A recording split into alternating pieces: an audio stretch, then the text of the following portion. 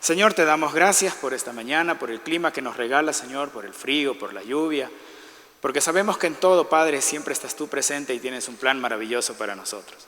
Queremos ponerte este tiempo en tus manos para que seas tú hablándonos con tu palabra, con tu espíritu, Señor, que nos ayudes también a poner por obra lo que hoy vamos a aprender.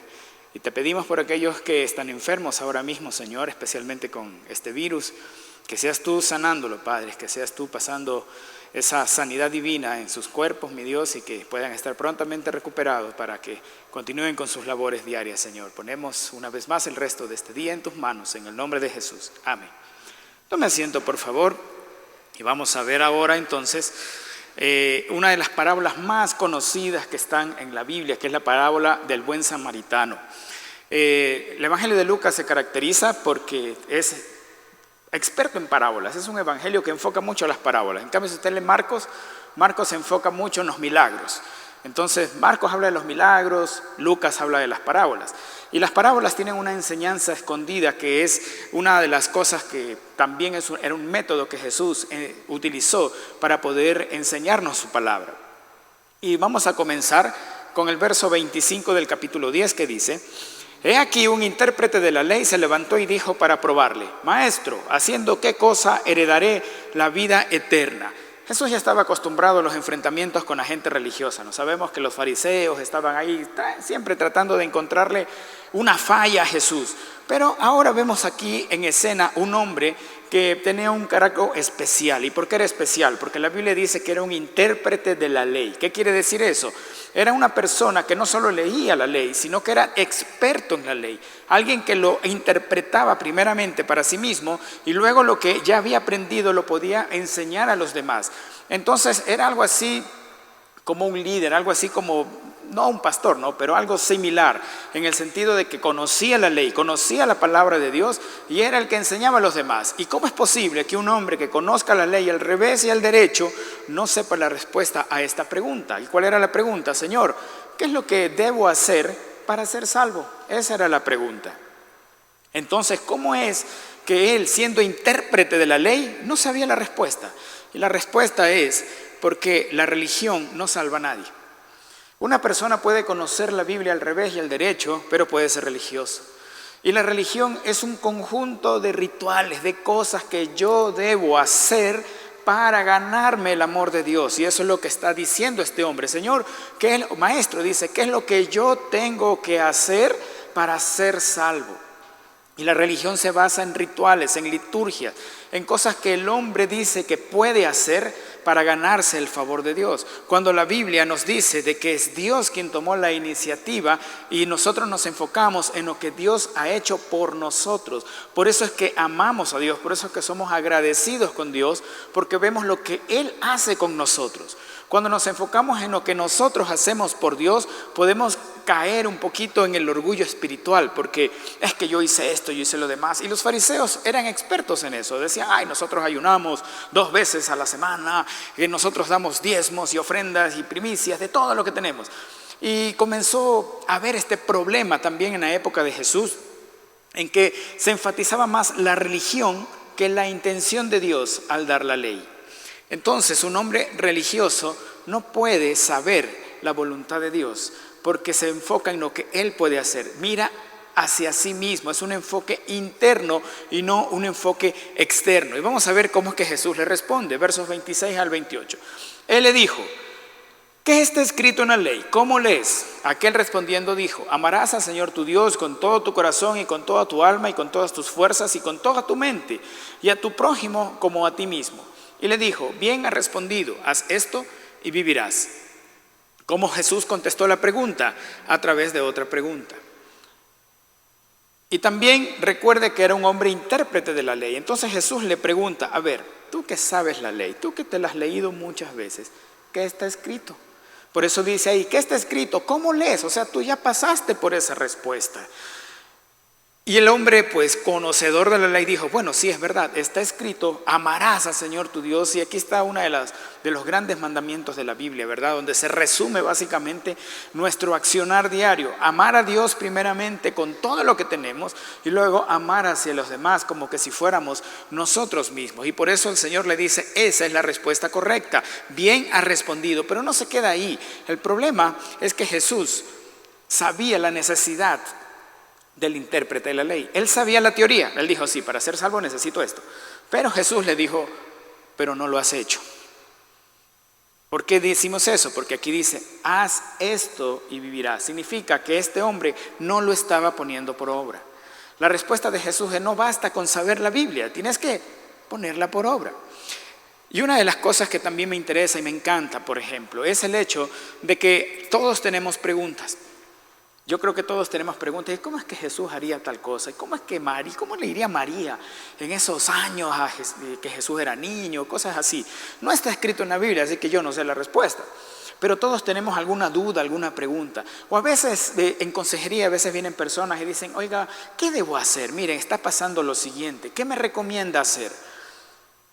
Pues nosotros le decimos lo mismo. La Biblia dice tal cosa. Ahí es que nosotros sabemos que las respuestas son verdaderas, porque podemos acudir a la palabra de Dios para encontrar la respuesta a nuestras preguntas. El problema es que buscamos las respuestas en filosofías, en pensamientos de hombres, en tradiciones, en supuestos estudios y cosas así. Y usted no va a hallar ahí la respuesta. Lo único que va a encontrar ahí es apartarse más de Dios. Si usted va a la palabra, usted va a encontrar la respuesta. Por eso dice en 2 Timoteo 3, 16 y 17, toda escritura es inspirada por Dios y útil para enseñar, para reprender, para corregir, para instruir en justicia, a fin de que el hombre de Dios sea perfecto, enteramente instruido para toda buena obra.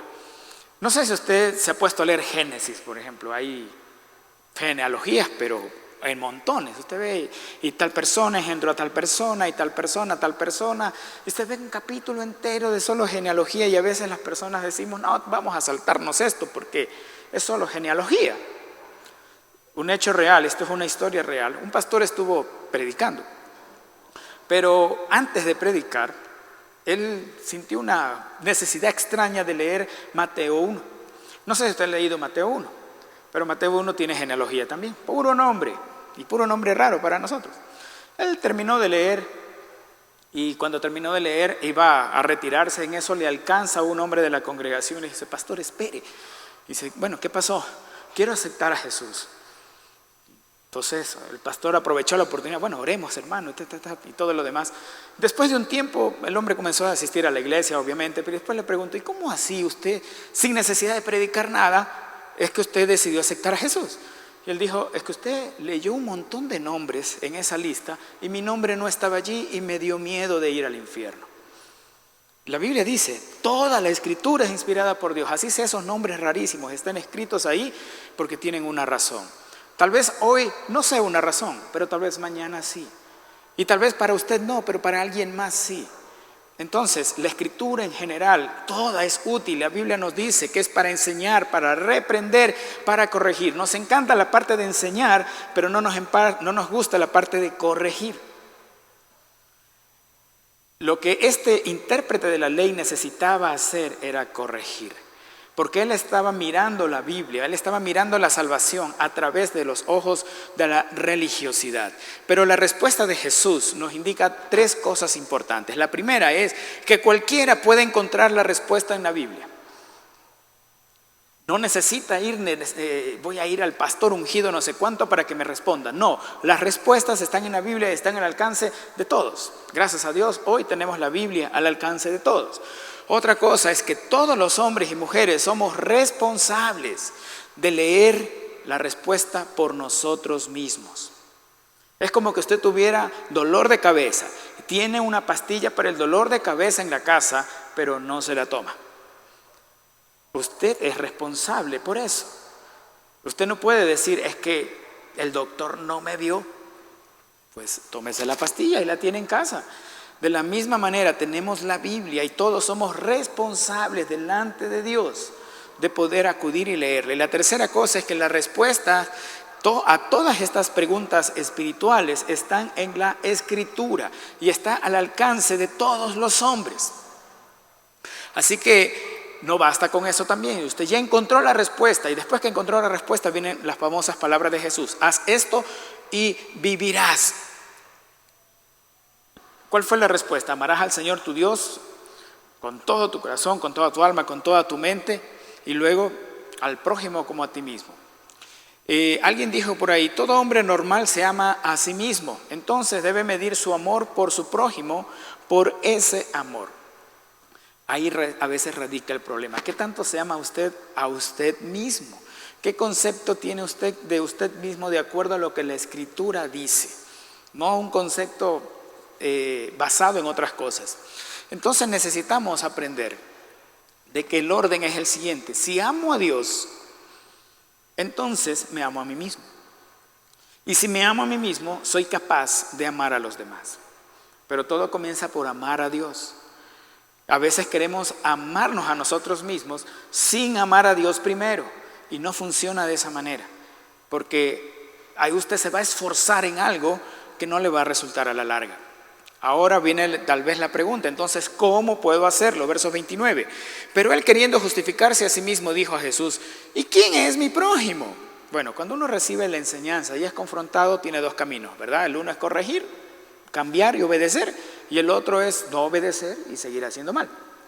Este hombre está preguntando a Dios, pero está diciendo la Biblia de que él quería justificarse a sí mismo, y esta es una historia larga en la humanidad. Creo que todos nos queremos justificar a nosotros mismos cuando metimos la pata.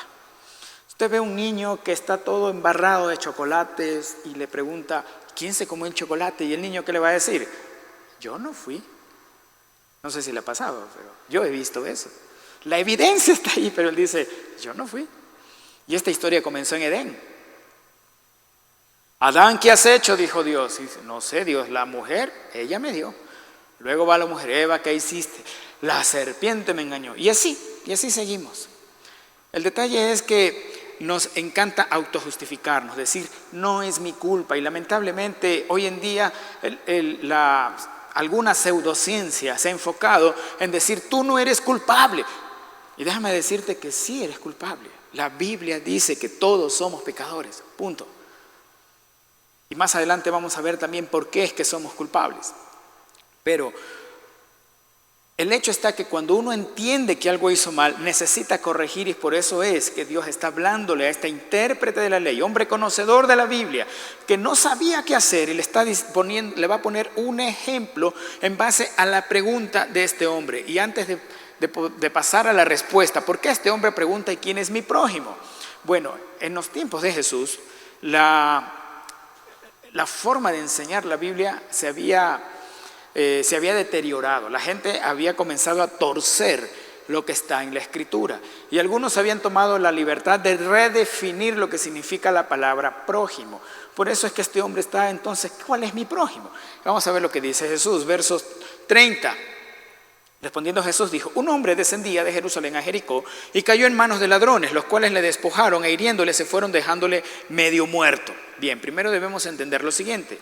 El camino de Jerusalén a Jericó era un camino muy famoso por ser peligroso.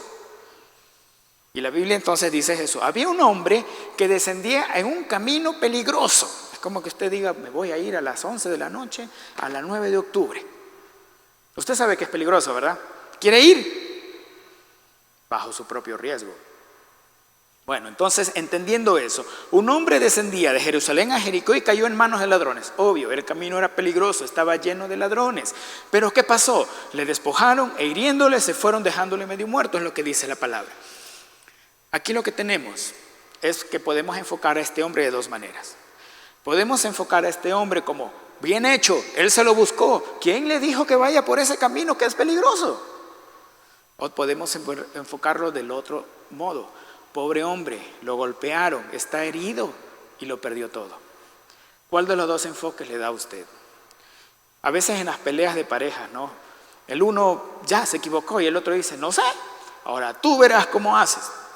Y sabemos que eso no es procedente.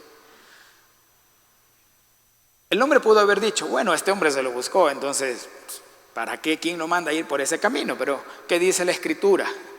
Juan 10:10 dice, el ladrón no vino sino para hurtar, matar y destruir. Yo he venido para que tengan vida y para que la tengan en abundancia. Lo que quiere decir es que este hombre, a pesar de su mala decisión, quedó herido. Y ese era el verdadero problema. El verdadero problema no es que fue su culpa, sino que estaba herido.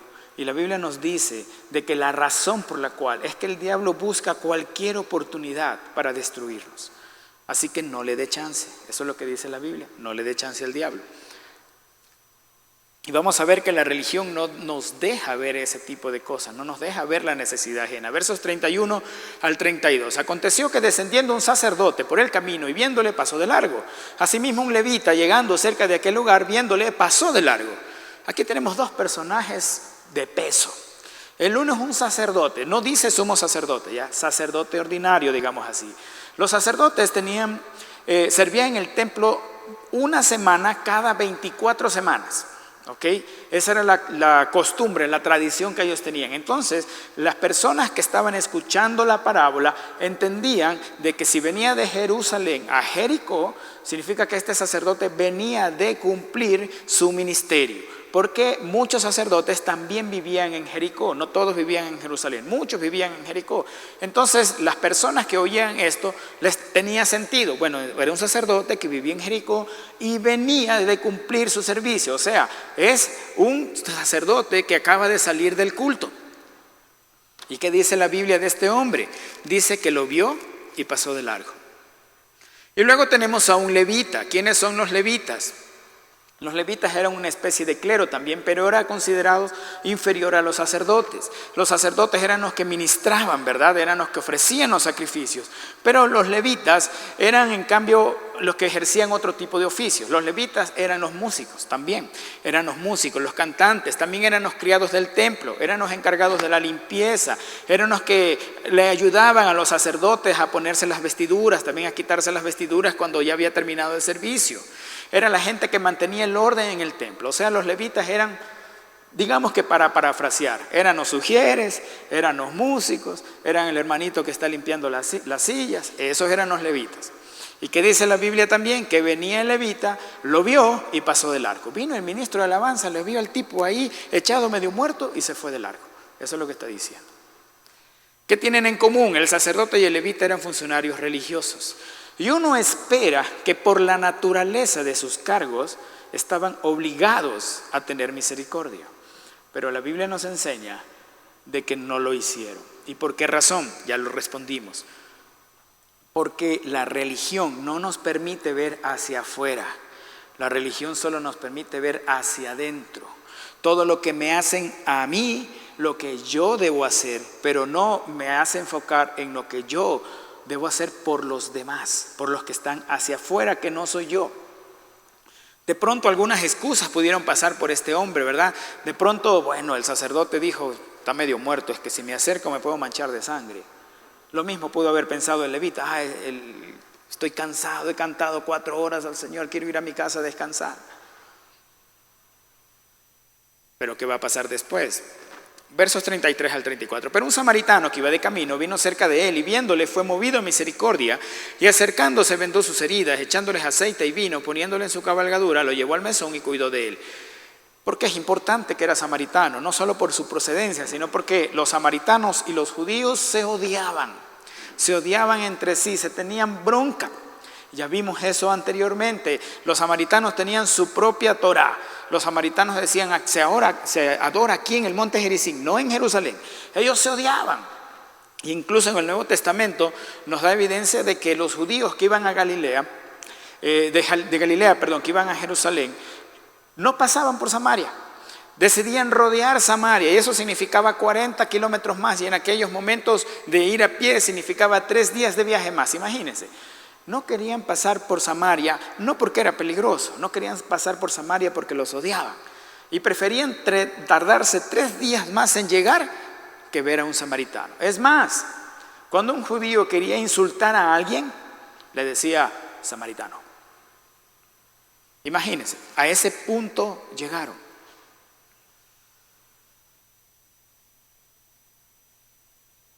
¿Qué representa el samaritano? La Biblia nos dice aquí en el Evangelio de Lucas que este samaritano iba de camino y por lo que describe parece ser que este samaritano era un hombre dedicado al comercio, era un mercader, pero dice la Biblia fue movido a misericordia, y esa es la palabra clave. Antes de llegar a eso, el samaritano representa lo siguiente: pues mirad, hermanos, vuestra vocación, que no sois muchos sabios según la carne, ni muchos poderosos, ni muchos nobles, sino que de lo necio del mundo escogió Dios para avergonzar a los sabios, y lo débil del mundo escogió Dios para avergonzar a lo fuerte, y lo vil del mundo y lo menospreciado escogió Dios, y lo que no es, para deshacer lo que es, a fin de que nadie se jacte en su presencia. El samaritano es una representación de lo vil y menospreciado del mundo que escogió Dios para avergonzar a los sabios. Porque eran odiados, eran estigmatizados, era la gente que los judíos odiaban, no querían verlos y se insultaban diciendo samaritano. Y ese es el tipo de gente que Dios también ha escogido. A veces nosotros caemos en el error de, ay, pero no, yo no creo que Dios pueda usar este tipo, es demasiado perdido. No, Dios puede usar usted no tiene idea de la gente que hemos conocido que han sido verdaderamente terribles y que ahora son grandes siervos de Dios. La clave está en que ser movidos a misericordia. El samaritano tuvo acción, porque todos pueden pasar por la calle y decir, ¡ay, pobre hombre, pobrecito!, y seguir de largo. Pero la Biblia dice que este samaritano vendó sus heridas, lo llevó hasta un lugar de hospedaje, pagó para que lo cuidaran en ese lugar. ¿Qué es la misericordia? La definición es que la misericordia es la capacidad de sentir compasión por los que sufren y brindarles apoyo. La palabra misericordia proviene del latín misere, que significa miseria, cordis, que significa corazón, y también ia, que expresa hacia los demás. La misericordia puede expresarse de varias maneras, ¿no? La una es por medios materiales, por ejemplo, dar albergue, dar comida a quien no tiene, dar de vestir a quien no tiene. Y por medios espirituales, como por enseñar, dar buenos consejos, orar por el que está enfermo, consolar al que está triste. De esa manera se manifiesta la misericordia, por medio de la acción. Moisés nos dijo algo en Números 14:18. Jehová, tardo para la ira y grande en misericordia, que perdona la iniquidad y la rebelión, aunque de ningún modo tendrá por inocente al culpable, que visita la maldad de los padres sobre los hijos hasta los terceros y hasta los cuartos. ¿Qué es lo que estábamos diciendo hace un rato? Este hombre no era inocente de pasar por ese camino peligroso. Y lo que dice Números aquí, Dios no tendrá por inocente al culpable, o sea, seguirá siendo culpable. Pero la misericordia va a ser una acción diferente sobre ese culpable. Aunque este hombre tenía la culpa de haber ido por ese camino peligroso, ¿quién me dijo que se meta por ahí? Pero la misericordia de Dios es la que hizo que este samaritano se detuviera para sanar sus heridas. Y esto es la otra cosa importante. El samaritano no le preguntó, ¿y tú qué hacías por este camino, hombre? No le preguntó eso. Solo se limitó a cuidar sus heridas. Y a veces nosotros necesitamos aprender esto. A veces necesitamos, en vez de preguntar, ¿quién tuvo la culpa?, ir a preguntar, ¿qué puedo hacer? Ir a ver dónde está la necesidad, dónde está el herido.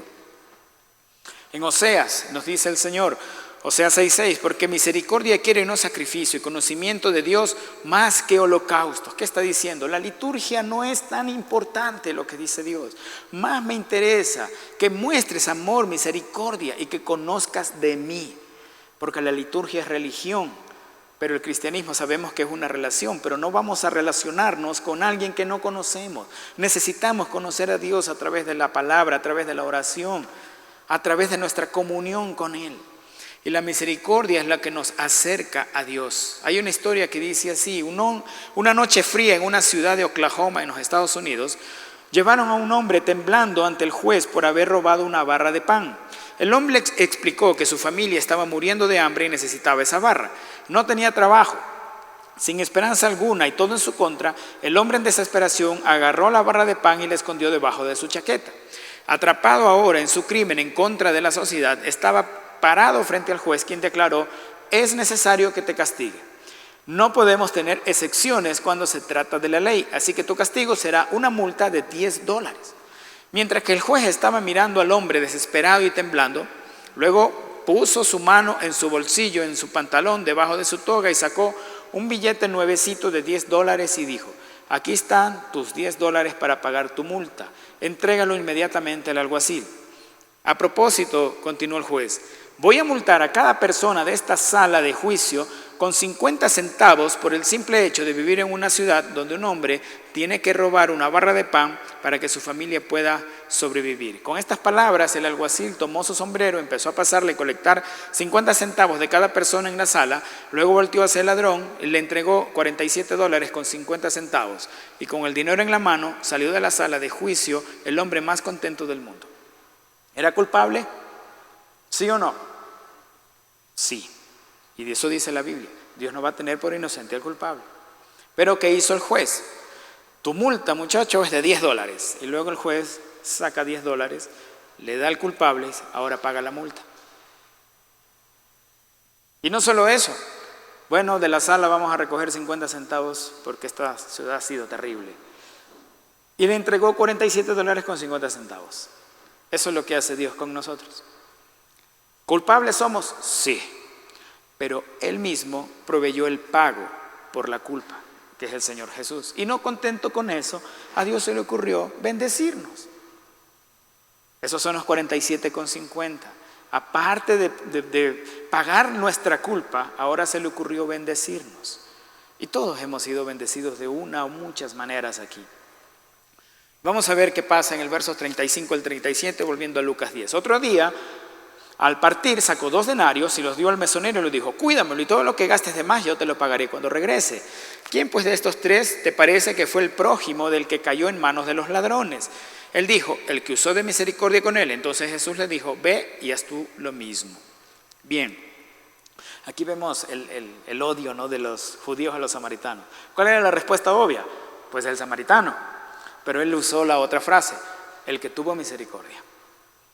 No les gustaba hablar así de los samaritanos, pero el Señor aprovecha esta frase para decir: entonces, chico, ve y ponlo por obra. Lo que hizo el samaritano significa correr tras las necesidades de quien se presente delante de él. Hay que entender lo siguiente: el samaritano no se puso en hospital para desafortunados, ¿verdad? El samaritano tampoco se puso un puesto de primeros auxilios para todos los que pasen por ese lugar y sean heridos, pues sean atendidos ahí. No pasó eso. ¿Qué es lo que está diciendo? Significa que tenemos preocupación por lo que está ante nosotros en ese momento, tanto necesidades sociales, digamos que físicas, como espirituales. El intérprete de la ley vivía en sus propias preferencias. ¿Y qué es lo que pasaba en aquel momento? Este verso no está aquí, pero en Mateo 5:43 dice: oíste que fue dicho, amarás a tu prójimo y aborrecerás a tu enemigo. Pero esa era una enseñanza de los fariseos, porque la Biblia no decía eso. La ley no decía aborrece a tu enemigo. Sí decía amarás a tu prójimo, pero no decía aborrece a tu enemigo. Y la gente quiso torcer esa cosa para justificarse a sí mismo. Y en Mateo 5:46 al 47, que tampoco está en las diapos, dice: porque si amáis a los que os aman, ¿qué recompensa tendréis? ¿No hacen también lo mismo los publicanos? Y si saludáis a vuestros hermanos solamente, ¿qué hacéis de más? ¿No hacen también así los gentiles? Está diciendo Dios: o sea, si tú te llevas solo con tus panas, solo les ayudas a tus panas, eso no tiene sentido, no te sirve de nada. Tienes que ir a servir al que tiene necesidad genuina, no importa si es tu amigo o no es tu amigo. Por eso dice: ve y haz tú lo mismo. ¿Qué nos muestra esta parábola?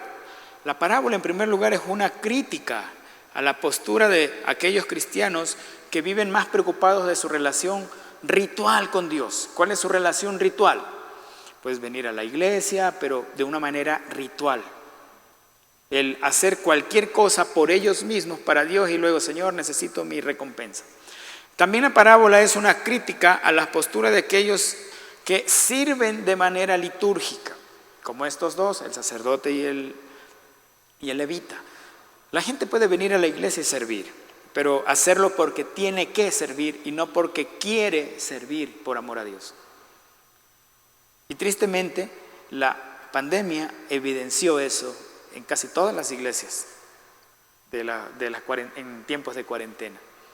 Porque cuando volvimos, una cosa es servir a Dios porque amo a Dios, y otra cosa es venir a la iglesia a servir porque tengo que servir. En el momento que nosotros lo vemos como tengo que servir, hermano, estás fregado, porque eso es religión. Pero si vienes a servir porque amas a Dios, te felicito, porque eso es amor a Dios. Yo tengo miedo cuando preparo un mensaje, cualquiera que este sea. ¿Por qué? Porque son las palabras de Jesús, ve y haz tú lo mismo. Y me toca de alguna u otra manera experimentarlo. Algunos de ellos han sido difíciles. Hoy a las 4:07 de la mañana suena mi teléfono. Y veo que era una llamada de Messenger y digo, ¿quién es a esta hora? ¿Qué pasó? Contesto, pero yo no identificaba quién era la persona que me estaba llamando, yo no lo conocía. Y la persona que me llamó se identificó y me dice, ¿te acuerdas de mí? Y yo le dije, la verdad, hermano, no. Me dice, yo soy tal persona. Y yo lo había visto a él una vez en mi vida, una. Yo recordé cuando él me dijo, ¿conociste a mi hermano? Ah, sí, conocí a tu hermano. Ah, ya me acordé. Pero yo por dentro, pero yo te vi una sola vez en mi vida. ¿Qué pasó? Dice, perdón que te llame a esta hora, yo estoy en tal lugar, pero es que me siento mal. Y yo quería dormir, hermano. Yo me levanto a las 6 de la mañana los domingos, pero estamos acá afuera a las 7 de la mañana para ordenar un poco. Y yo, ¿qué vamos a decirle? Que quiero dormir. Pero me acordé del mensaje. El mensaje era, sirve a quien tiene la necesidad. Ok, vamos a escucharte. Y bueno, y comentó lo que estaba pasando y tratamos de hablar, hablamos unos minutos. Y después que le contesté, le dije, ahora sí, por favor, voy a dormir. Y él entendió y me fui a dormir. Toca poner por obra las cosas que uno va aprendiendo y a veces es difícil. No sé si a usted le gustaría atender una llamada a las 4:07 de la mañana. Pero eso no es mi deporte favorito. A esa hora me gusta dormir. Y creo que la mayoría nos gusta hacer esto. Pero la parábola es un reto a poder hacer cosas como esta.